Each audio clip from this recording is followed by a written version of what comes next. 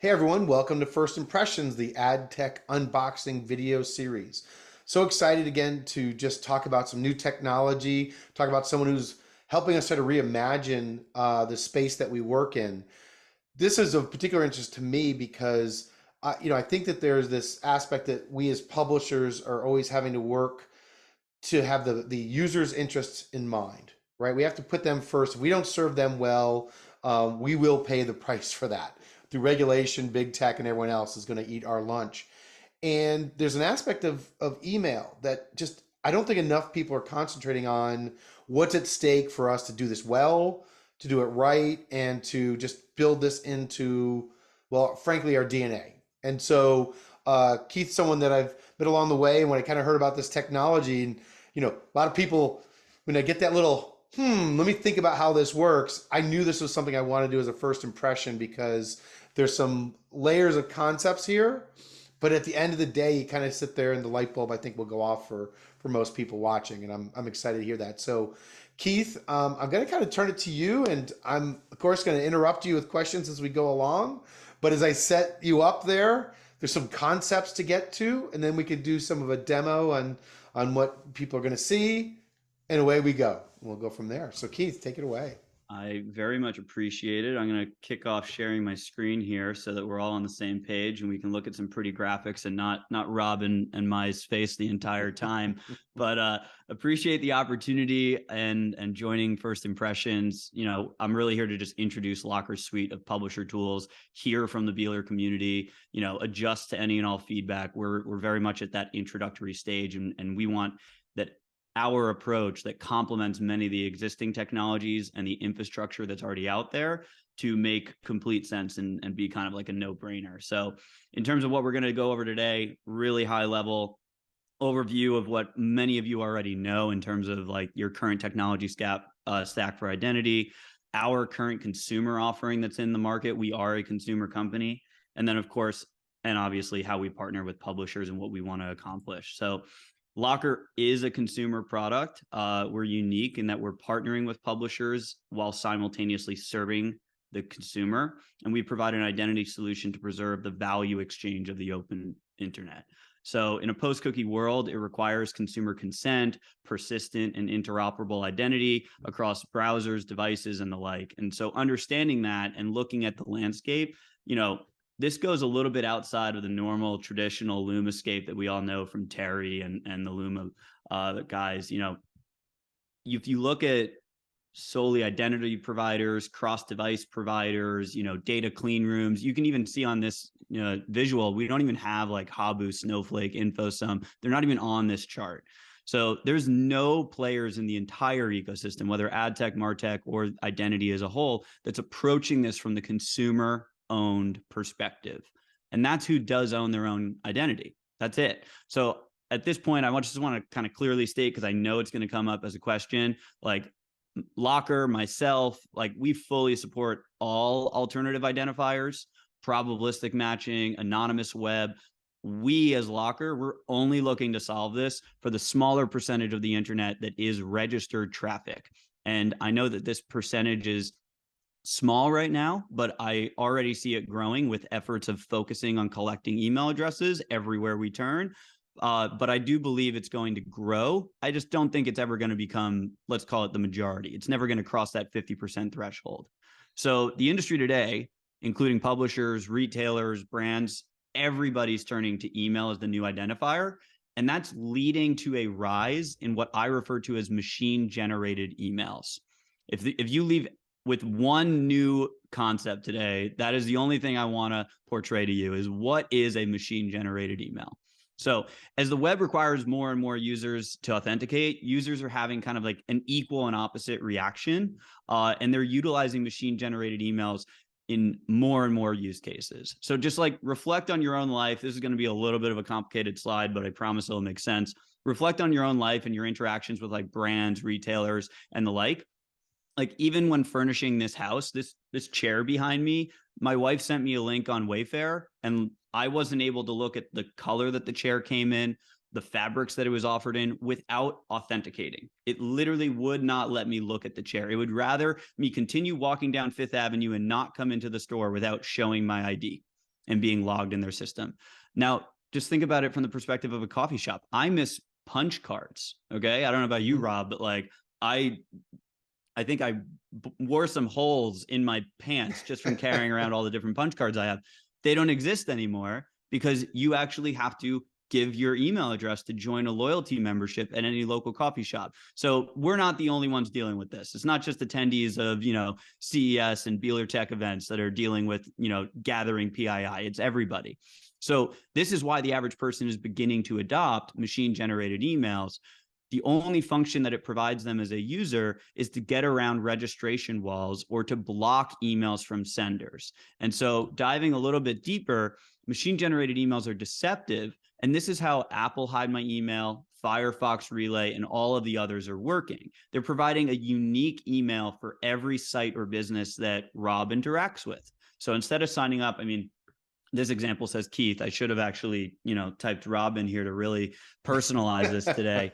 But instead of giving out Rob at Gmail or Keith at Gmail, we're giving out 098 at Apple and 832 at Apple, two separate emails that are, interrupting it.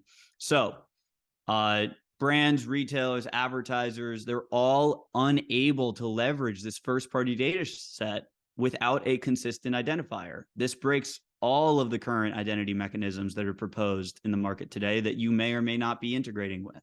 So at first, 100% this was relegated to the long tail, meaning early adopters, complete tech geeks, etc. But now we're starting to see this convert very, very quickly to mass market adoption. Specifically, Apple Hide My Email, Firefox Relay, DuckDuckGo, Brave browser has announced the solution but not released it yet. You're talking about well over 1 billion consumers on a weekly basis who are subconsciously being presented with the opportunity to manipulate the email that they give out to the market. So this is all background. Yeah, Locker but mail. what it does, it create, the other piece to it is, again, it's another example of someone putting themselves between us and that relationship with our audience. Right? Yeah, 100%. We firmly believe in every company owning their own audience, whether that's Nike or Best Buy or the New York Times, Wall Street Journal, etc. You worked hard to provide a service or content or product in exchange for owning that relationship with Rob Beeler. So nobody should be between that, including Apple, Firefox, etc. And I will walk you through how lockr is helping you minimize the damage that these other companies are doing, but also increasing the ability for that consumer to build a relationship with you. So perfect segue. Wow, I went the wrong direction. Lockr Mail, we're a consumer-first identity solution, and we are the only ones proposing collaboration with the current technology stack of ad tech and martech.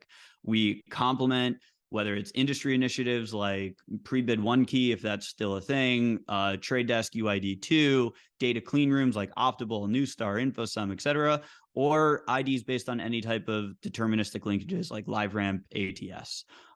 So kind of diving into a demo here, I want to make sure that we highlight kind of the high level use case of lockr mail. So real simple and straightforward. This is the lockr mail dashboard for users.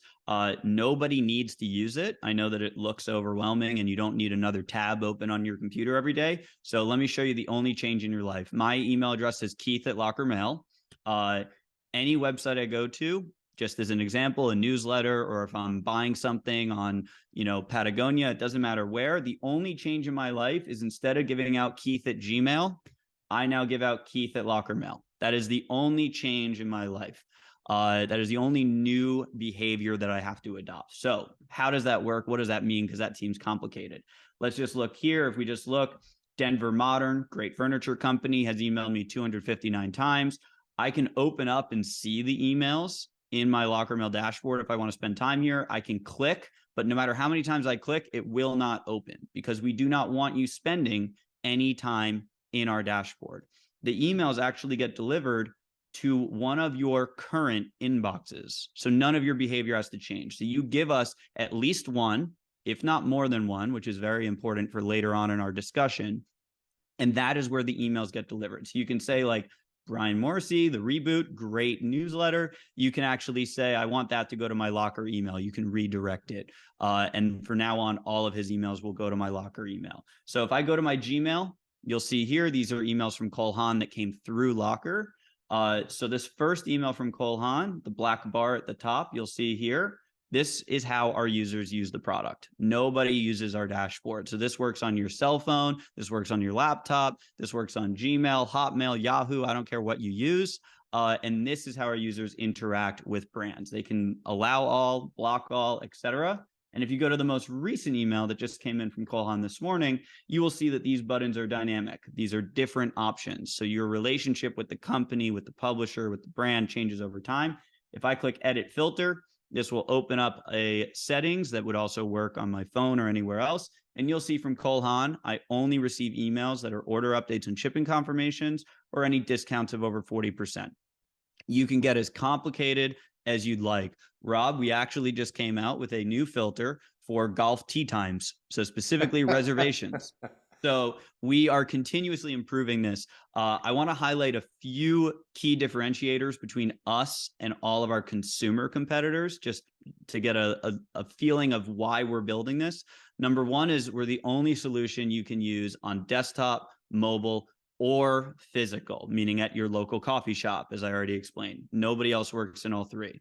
Number two is we're the only solution in market that actually archives and allows you to recover all of your messages, whether they were delivered to you or blocked. Number three is we are the only solution in market that allows, I call this non-binary, it's a horrible term, filtering. So all of our competitors, like Apple, they only allow you to say, I want all email from Cole Haan or no email from Cole Haan. And that's not very useful because you want some of the emails from Cole Haan. The last difference, which is one of my favorite ones, is let's say that we go to West Elm, which is open on my screen. Before I click it, I haven't been on West Elm in a long time, and I don't remember if I have an account there. As soon as I go to westelm.com and it loads, you'll see that there's a pop-up open. We notify the user if they have any missed messages from this domain. And so what happens here that's really interesting is that in these 17 emails, what we're building here is the ability for the user to automatically benefit from any discount codes, coupons, specials, etc., that are in their Locker Mail account. And we'll automatically load those as an extension, as a macro in the URL that loads here. So we are giving the consumer a reason and a comfort level and almost like a motivation to want to register everywhere they go, number one, control their communication preferences, which is something we should all respect. And number three is still benefit from being registered with that company. And that creates a larger percentage of the open web being authenticated. So I'll pause there. Yeah. And we'll talk through anything.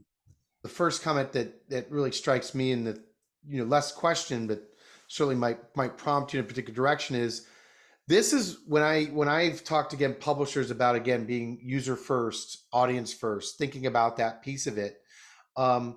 We all think that we are. I would sit there and think that any publisher, senior C-suite would be like, of course we're all about our audience. And I feel like one of the things that I'm hearing and just getting is like there's a thoughtfulness to this, right? There are people who come to our site and they, I hate the term as well of drive-by users, right? And if that's their relationship with you, that's their relationship. It's up to you to get them to do next level. And to your point, Apple's not doing you a favor by saying on or off. They're not helping you by saying, oh, wait, I'm on my phone versus my desktop versus, again, and what popped to my head is how many times I get asked my email address to write it down somewhere, right? I don't write 643. Oh, wait, let me look at my, like there's no way to do that and stuff like that. Now, so I feel like this is, what you've shown so far is gets the consumer to like perhaps educate them to an extent of what's going on in the world, like from their perspective, right? So I really like that particular part. I don't know if there's anything else on the consumer side. Now let's talk, I think, about the publisher side, because on one hand, it's like, this is great. and I'd like to see this take off. But as a publisher, what am I doing with what lockr can do once you've started this? Like where is the connection? 100%. And we do have a little bit more that we could dive into that's related to what you just said, but Please. we'll come full circle to that at the end. So honestly, the growth of machine generated emails, it's impacting publishers across multiple business lines. Lockr is a consumer first company by all means, but we play nice with the efforts across the aisle, if you would.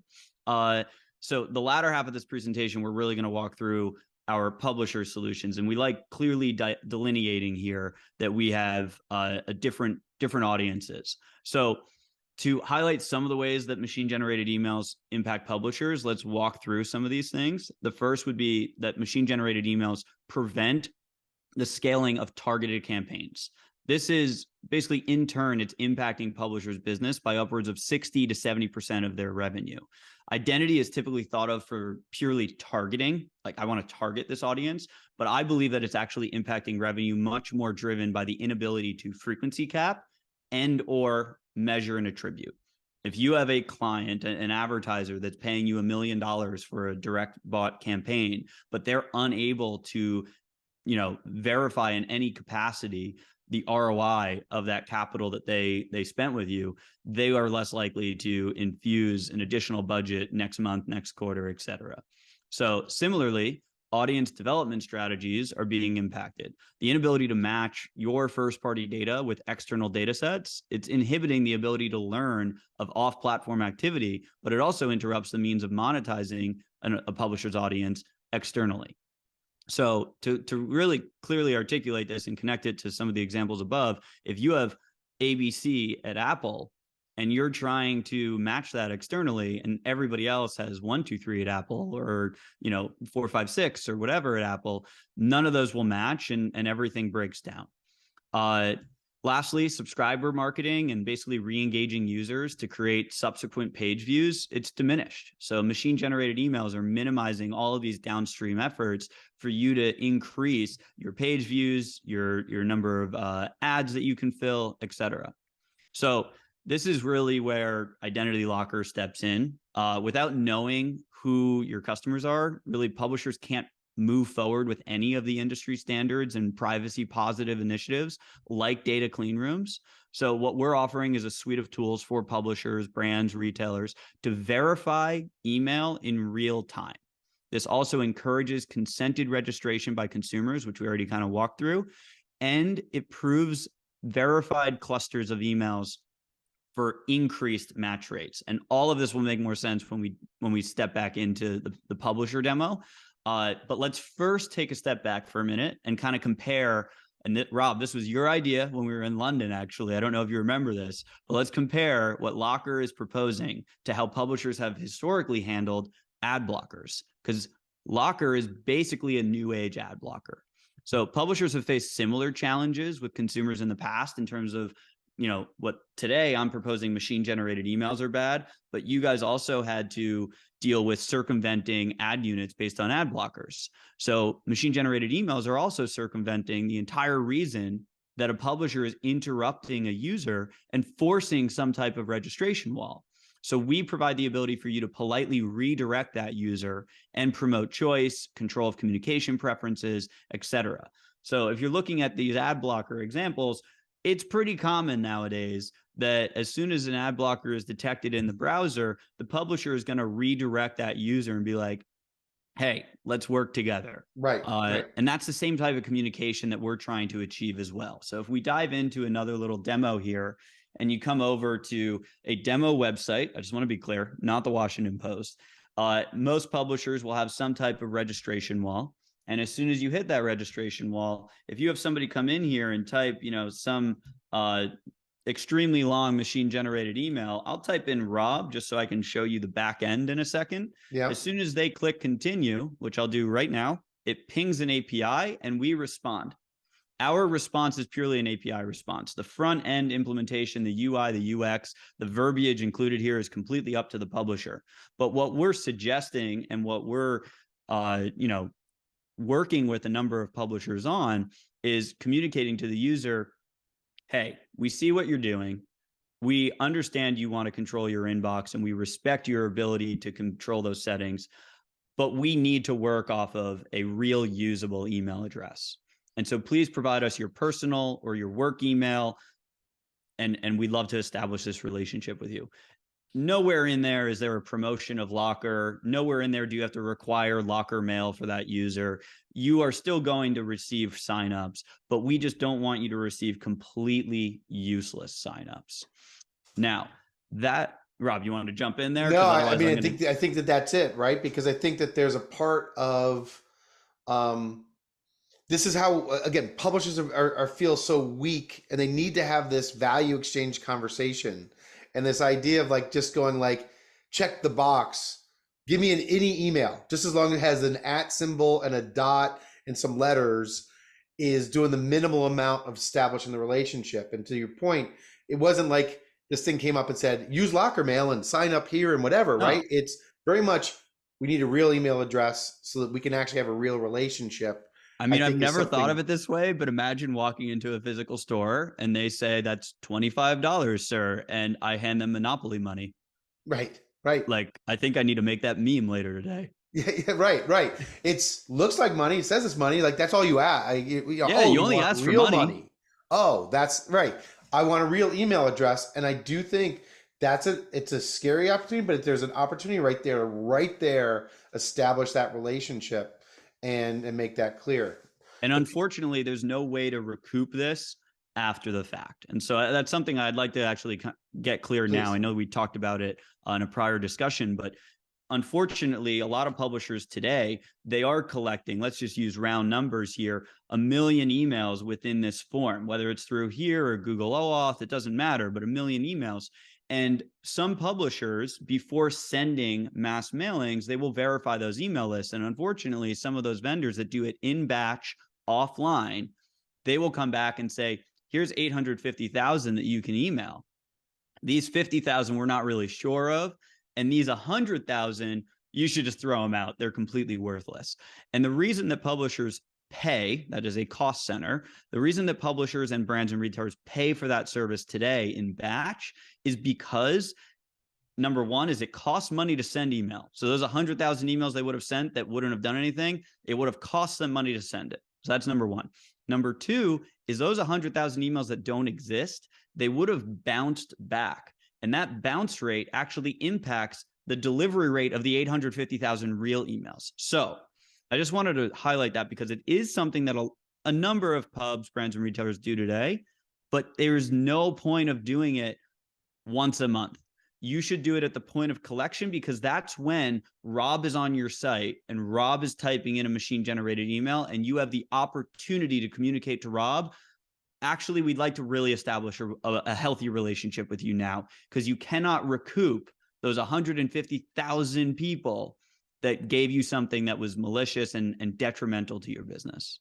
I feel like I've not heard of all the conversations I've had around email and the fact that we get all these useless ones and that chopping part of actually trying to address it. It's almost like this is accepted, what's the term I'm looking for? Leakage, right? Or it's just like, It's just a it's, loss. It's yeah. yeah, You're a it's, restaurant and you have some extra fish that you bought that goes bad. I don't want to yeah, know what they do with it, but whatever. that's what it is. The shrinkage, or right, there's a term I'm That's a thinking of, great term, actually. right? So there's an aspect of that of going like, let's get back to actually collecting, instead of garbage in, garbage out, like get the right address up front. And again, creating that, establishing that relationship. Yeah, sounds good. So let's take this a step further and walk through. It's sort of a visual that we have a little bit later on in the slides, but I want to just articulate it here. What I've shown you so far is blocking the bad.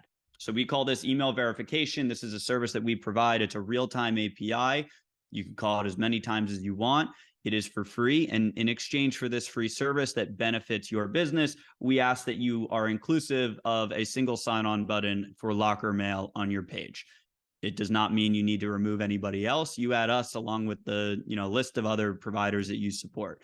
This is where things move into the let's improve the entire relationship of all the stakeholders of the internet. And that sounds very optimistic and much more than just an ad tech company. So let's dive into what that means. So if you click sign in with Locker Mail, with my account, I'm logged in and authenticated in the browser. Let's just pretend that I'm not.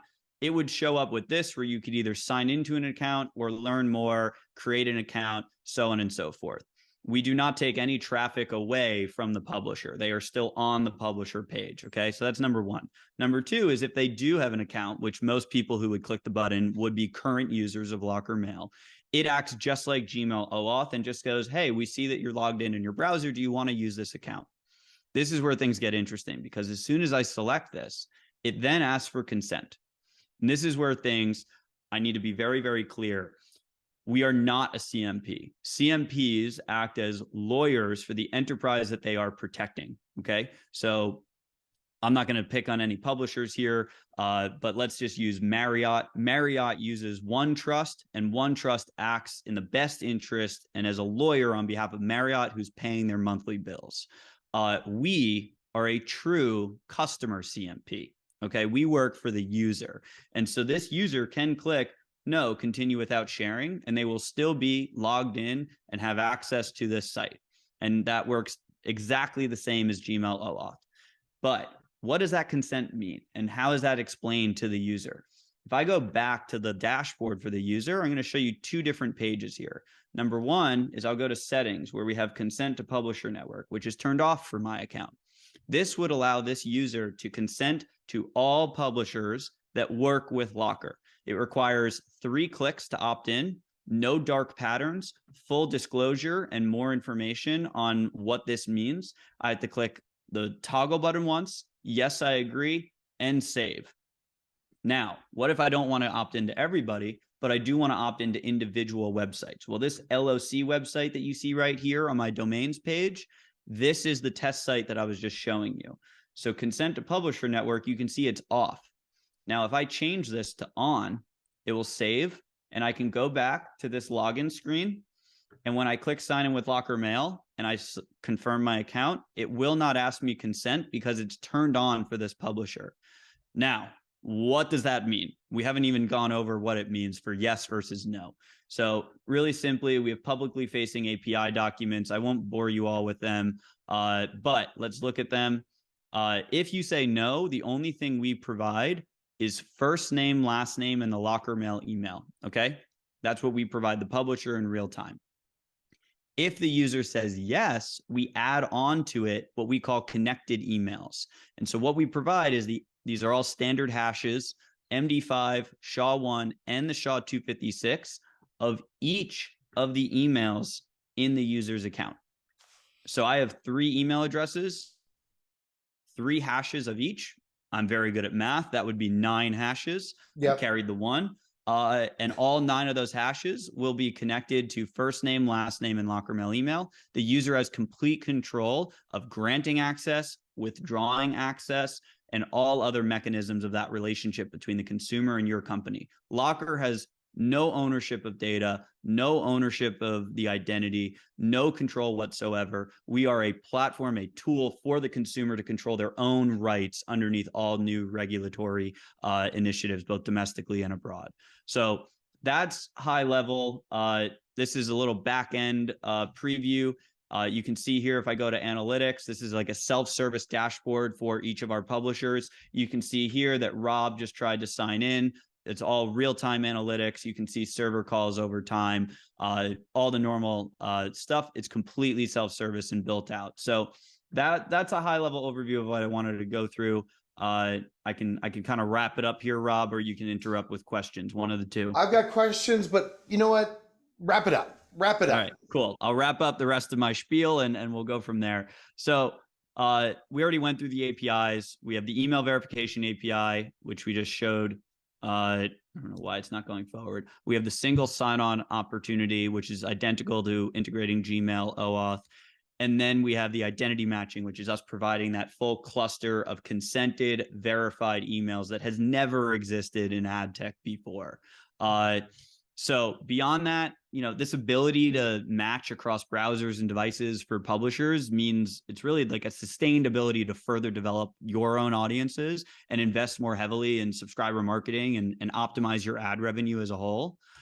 Unfortunately, there are efforts by large enterprises, like we've talked about, that are purposely attempting to own the rails and basically levy a future tax on the interoperability of audiences for profiling, targeting, and measurement.